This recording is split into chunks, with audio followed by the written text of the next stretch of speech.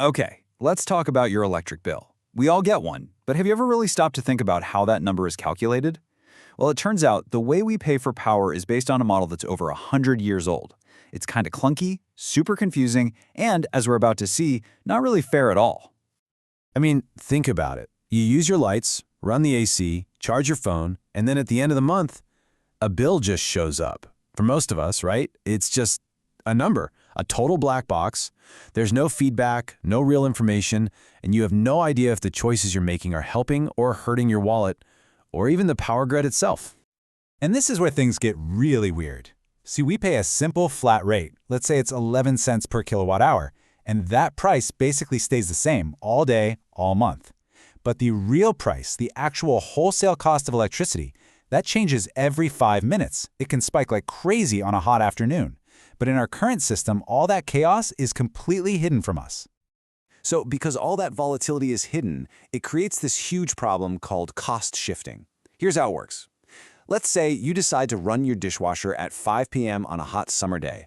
Well, the utility has to go out and buy super expensive power to meet that demand, but you only pay your normal flat rate. So, who pays for that extra cost? Well, that extra cost gets smeared out across everybody's bill. Your neighbor's habits are raising your bill, and yours are raising theirs. You know, the research we're looking at calls this a classic tragedy of the commons. Because there are no real price signals, there's no incentive for any of us to use energy wisely. We're all just kind of dumping our energy consumption onto the electricity grid whenever we feel like it, and in the end, we all pay the price for it.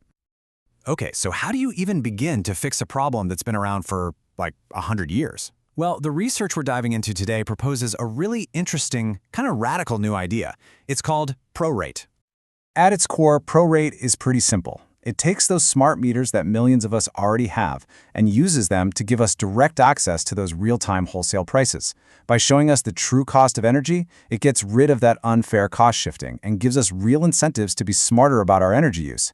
And get this is a pure free market solution. It works with zero government subsidies. And this is where the idea gets really fascinating. Politically speaking, it's built to appeal to everyone. For folks on the right, it's all about the free market, getting rid of subsidies, and rewarding personal responsibility.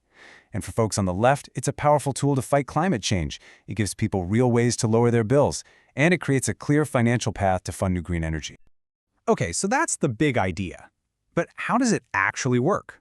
Like, how does this all translate to your bill? Well, ProRate uses two separate but really smart pricing tools.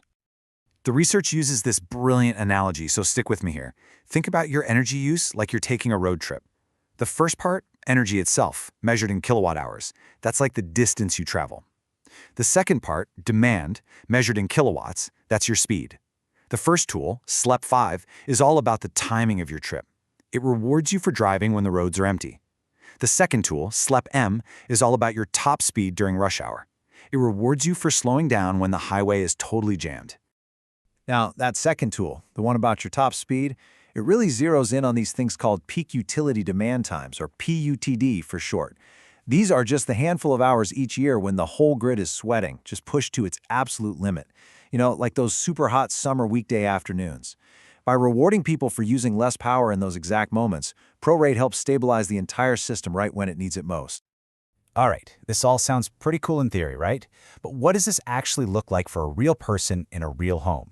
To figure that out, the researchers ran a simulation of a typical customer's journey, and it shows how you can go from just being a passive bill payer to something way more powerful. And the transformation is just wild. This typical home went from accidentally costing their neighbors $150 a year to actually making $25 a year in profit just by installing a few smart upgrades. And when they went all in with an EV and solar, they were earning over $50 a year by actively helping the grid. They totally changed their relationship with energy. And listen, you don't have to go all in with thousands of dollars of fancy gear to see a difference. Here's one of the most amazing examples from the research. A simple $50 timer on your electric water heater, just set to run when power is cheap overnight. That simple timer could save you around $150 a year. I mean, it pays for itself in just a couple of months. That's incredible. So what this system really does is it completely flips the script on your role. You're not just a consumer anymore. You become what the research calls a prosumer, someone who both produces and consumes electricity. And you can actually earn money by helping the grid run better.